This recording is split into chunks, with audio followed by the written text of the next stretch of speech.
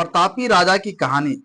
प्रिय दोस्तों, हमारे YouTube चैनल में आपका स्वागत है। एक समय की बात है, किसी राज्य में एक प्रतापी राजा हुआ करता था। वह राजा रोज सुबह उठकर पूजा पाठ करता और गरीबों की दान देता।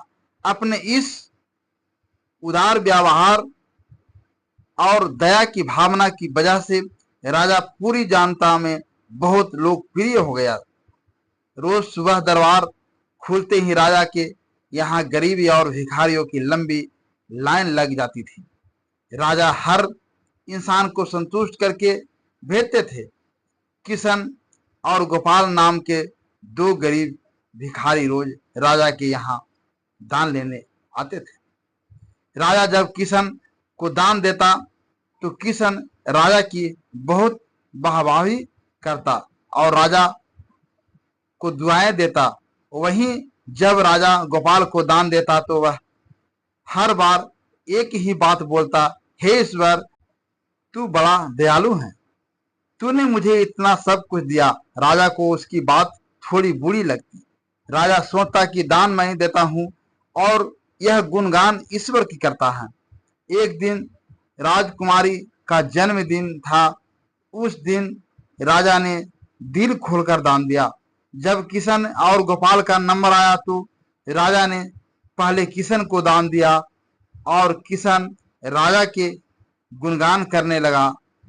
लेकिन राजा ने जैसे ही गोपाल को दान दिया, वह हाथ ऊपर उठाकर बोला, हे ईश्वर, तू ही अन्नदाता है।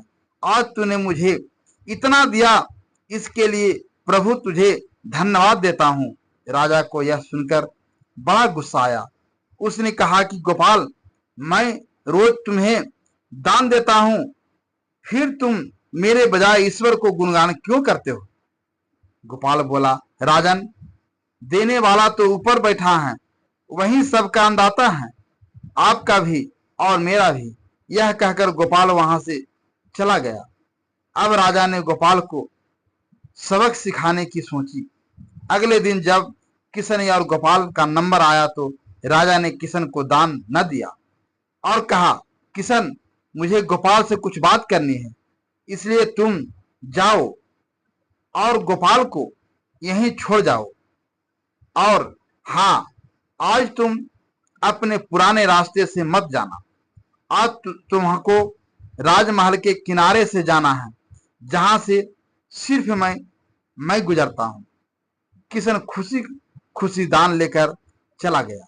राजमहल के किनारे का रास्ता बड़ा शानदार और खुशबू भरा था। संयोग से राजा ने उस रास्ते में एक चांदी की सिक्कों से भरा घड़ा रखवा दिया था। लेकिन किशन आज अपनी मस्ती में मस्त था। वह सोच रहा था कि राजा की मुझ पर बड़ी कृपा हुई है, जो मुझको अपने राजमहल के रास्ते से गुजारा है। यहां से तो मैं अगर आंख बंद करके भी चलूं तो भी कोई परेशानी नहीं होगी। यही सोचकर किशन आंखें बंद करके रास्ते से गुजर गया। लेकिन उसकी नजर चांदी के सिक्कों से भरे घड़े पर नहीं पड़ी। थोड़ी देर बाद राजा ने गोपाल से कहा कि अब तुम जाओ, क्योंकि किशन अब जा चुका होगा। लेकिन तुमको भी उसी रास्ते से जाना है जिससे किशन गया है। गोपाल धीमे कदमों से ईश्वर का ध्यान करते हुए आगे बढ़ा चला।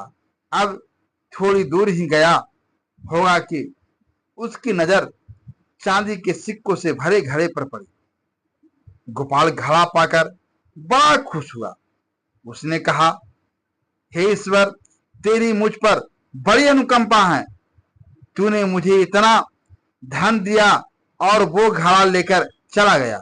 अगले दिन फिर से जब गोपाल और किशन का नंबर आया तो राजा को लगा कि किशन घड़ा ले जा चुका होगा।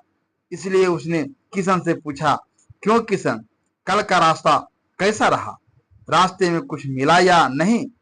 किशन ने कहा, महाराज, रास्ता इतना सुंदर था कि मैं तो आंखें बंद करके घर चला गया, लेकिन कुछ मिला तो नहीं। फिर राजा ने गोपाल से पूछा तो उसने बताया कि राजा, कल मुझे चांदी के सिक्कों से भरा एक घड़ा मिला। ईश्वर ने मुझ पर बड़ी कृपा की।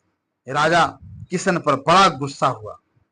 उसने कहा कि आज मैं तुझे धन नहीं दूंगा, बल्कि एक तरबूजा दूंगा। किशन बेचारा परेशान तो था ही, लेकिन कहता भी तो क्या, चुपचाप तरबूजा लेकर चल पड़ा।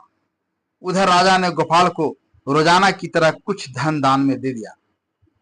किशन ने सोचा कि इस तरबूजे का मैं क्या करूंगा, और यही सोचकर वह अपना तरबूजा एक फल वाले को बेच दिया। अब जब गोपाल रास्ते से गुजरा, उसने सोचा कि घर कुछ खाने को तो नहीं है, क्यों ना बच्चों के लिए एक तरबूज ले लिया जाए। तो गोपाल फल बेचने वाले से वही तरबूजा खरीद लिया जिसने किशन बेचा था। अब जैसे ही घर आकर गोपाल ने उस तरबूजे को काटा तो देखा उसके अंदर सोने का सिक्के भरे हुए थे। गोपाल यह देखकर बड़ा प्रसन्न हुआ और ईश्वर का धन्यवाद देते हुए बोला, हे ईश्वर, आज तूने मेरी गरीबी दूर कर दी। तू बड़ा दयालु है, सबका अन्नदाता है। अगले दिन जब राजा दान दे रहा था तो उसने देखा कि केवल अकेला किशन ही आया है, गोपाल नहीं आया। उसने किशन से पूछा तो किशन ने बताया कि कल भगवान की कृपा से गोपाल को एक तरबूजा मिला जिसके अंदर सोने का सिक्का भरे हुए थे। वह गोपाल तो अब धनवान इंसान हो चुका है।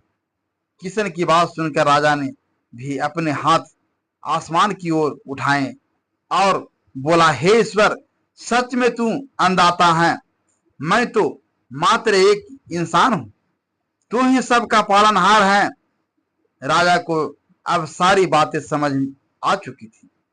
तो दोस्तों, आज की यह कहानी आपको कैसी लगी कमेंट करके जरूर बताइए, और वीडियो को लाइक शेयर अवश्य करें, और इस तरह का वीडियो देखने के लिए हमारे चैनल को सब्सक्राइब करना बिल्कुल न भूलें। धन्यवाद।